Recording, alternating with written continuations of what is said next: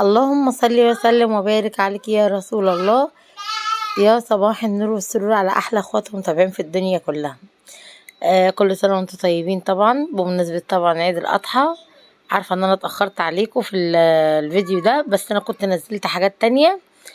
التليفون بقى فصل مني شحن، وبعد كده لقينا تليفون تاني صورنا بيه بتاع بنتي، وكانت شغلانه كده يعني فين وفين بقى، على بال ايه ما منتجت الفيديو كده وحبيت اجمعه وانزله لكم.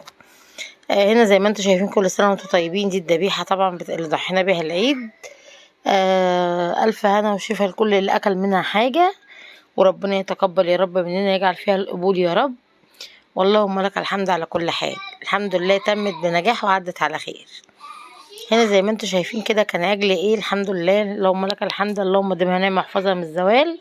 كان عجل كده ايه على قد حاله، بس الحمد لله على كل حال. هنا زي ما انتم شايفين بقى ذبحنا وجينا بقى ايه البيت، احنا بنذبح في بيت العيله طبعا.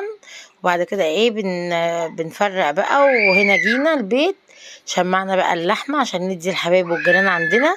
ادينا اللي هناك طبعا ايه كل واحد اخد منابه، وجينا بقى عشان ندي ايه حبايبنا وجيراننا احنا كمان. فكنا بنشمع اللحمه كده شويه تحت المروحه، لازم تقعد من 4 ل6 ساعات تتشمع، وبعد كده ايه نبدأ على طول نكيس بقى.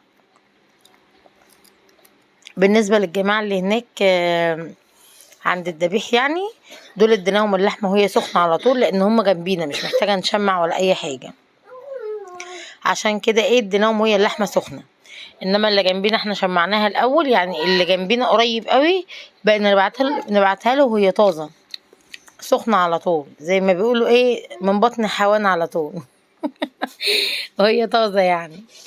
انما البعيد شويه او اللي هيتاخر او اللي مش موجود في بيته او كده، بقينا نحطها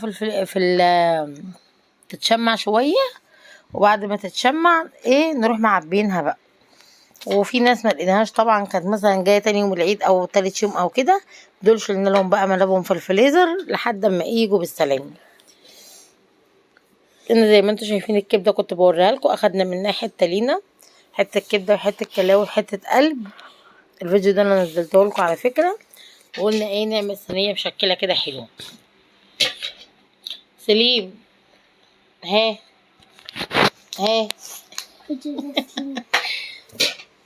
ماشي. اعملي بصي يما، يا ريتني ما ندهت لك. عيب هو صغير مش عارف حاجه، ويا جماعه بيقول له كده يعني عشان هو ايه واقف وبيمسكه من الشرطه عشان ايه يجي يعديه لنا، فالتاني بقى فيهم غلط وعمال يقول له كده. عايز ايه انت؟ لازم تعمل يعني كده مشاكل عشان تجيلي؟ عمال يعض في اخوه، يمسك في اخوه، عمال يمسكه من الشرط بتاعه، وهو بيمسك طبعا الماسكه بتاعته بتقرص.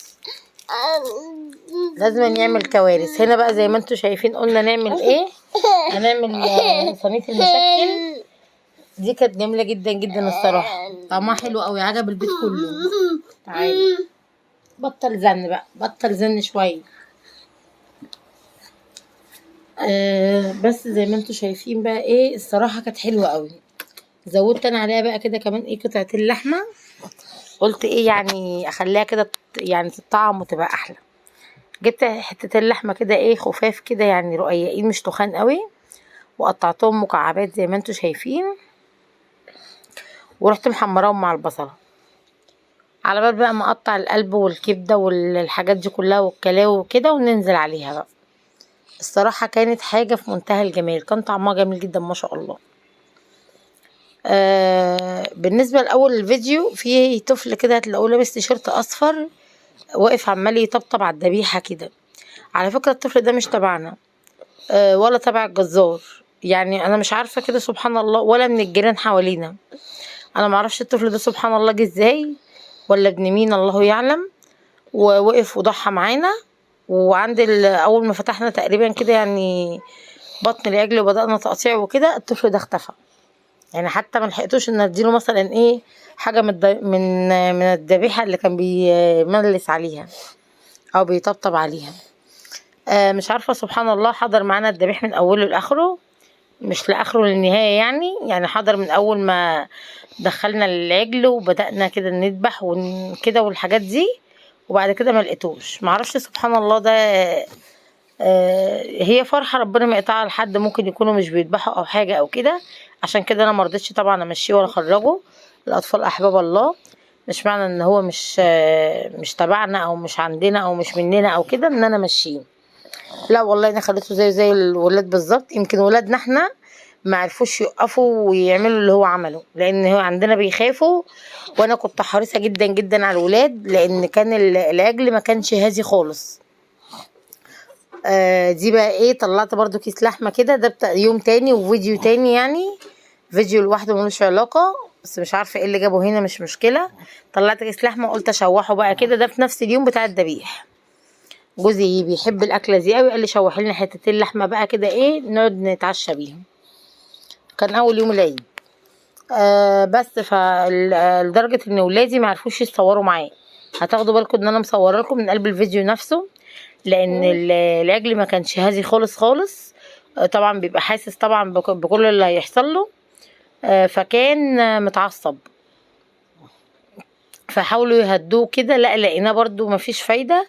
فقلت لهم اوعوا تفكروا حد فيكم يتصور معاه، لان هو كده كده متعصب وما ينفعش. فخفت عليهم الصراحه، ما رضيتش ان انا ايه اخلي حد منهم يتصور ولا اي حاجه. محدش يتصور معاه غير بنتي بس الكبيره، وهو مربوط بره في الشارع كمان قبل ما يدخل البيت، انما لما دخل البيت يستحاله. يعني انا حتى ما عرفتش اصور بقيه الذبيح، لان انا كنت قلقانه قوي على الولاد، وعماله اقول يا رب عديها على خير. فالحمد لله ان هي عدت على خير. عقبال يا رب كل سنه وربنا ما يقطع لينا ولا ليكوا عاده يا رب، ويا رب ما حد يحرمه ابدا من اي حاجه بيعملها. واللي ما